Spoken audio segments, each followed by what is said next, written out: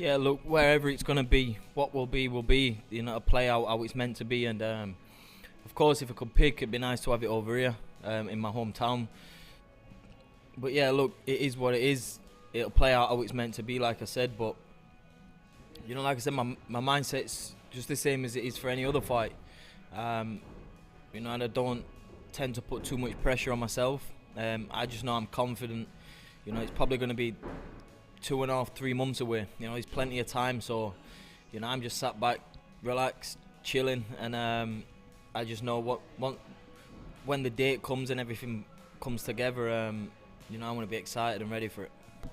No, like I said, you can easily stress yourself out, but you know what's meant to be is meant to be, and it's going to play out how it's meant to be. The only thing you've got to do as a fighter is be 100% prepared. You know, do everything right, be a true professional, which I always am, and everything else will just play out. You know, some things you can't control yourself. The only thing you can control is making sure you're 100%, and you know, I think that's the main thing.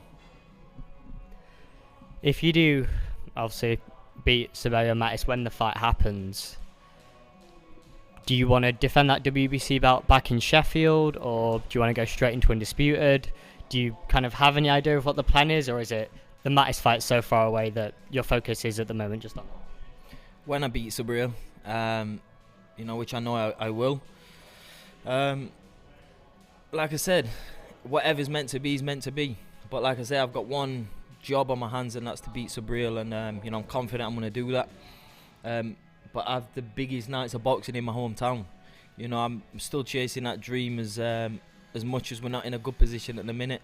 You know, selling out Hillsborough, my beloved football stadium. You know, that's still at the top of the tree. That's what I want to achieve, and you know, these are the steps what's going to get me to there. And you know, I just can't wait to, you know, achieve a childhood dream of becoming a world champion, and for me that's one fight away.